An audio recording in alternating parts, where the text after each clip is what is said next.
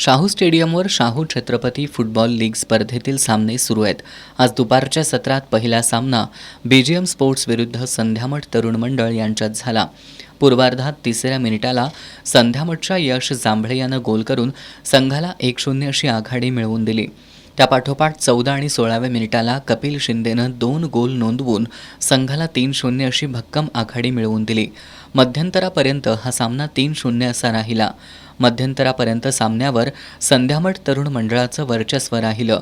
उत्तरार्धातही संध्यामठ संघानं आपली आक्रमकता कायम ठेवत 62व्या आणि 74व्या मिनिटाला पुन्हा 2 गोल करून संघाला 5-0 अशी भक्कम आघाडी मिळवून दिली.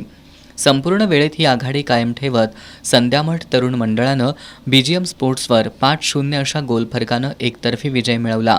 या सामन्यात पंच म्हणून शहाजी शिंदे, राहुल तिवले, गौरव माने, गजानन मनगुतकर यांनी काम पाहिलं. सायंकाळच्या सत्रात दिलबहार तालीम मंडळ अ विरुद्ध खंडोबा तालीम मंडळ अ यांच्यात सामना झाला.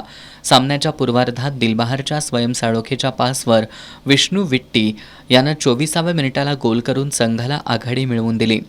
मध्यंतरापर्यंत हा सामना 1-0 असा राहिला. उत्तरार्धात पृथ्वीराज साळोखेच्या पासवर सोनू हलदेकरची संधी वाया गेली. सोनू हलदेकर, संकेत जरग, कुणाल दळवी, केवल कांबळे, पृथ्वीराज साळोखे या खंडोबाच्या खेळाडूंच्या चढाया फारशा कामी आल्या नाहीत. संपूर्ण वेळेत खंडोबा तालीम मंडळाला गोलची परतफेड करता आली नसल्यानं दिलबहार संघानं हा सामना 1-0 अशा गोलने जिंकला. या सामन्यात सुमित जाधव, संदीप पोवार, अभिजित गायकवाड, राजेंद्र राऊत यांनी पंच म्हणून काम पाहिलं.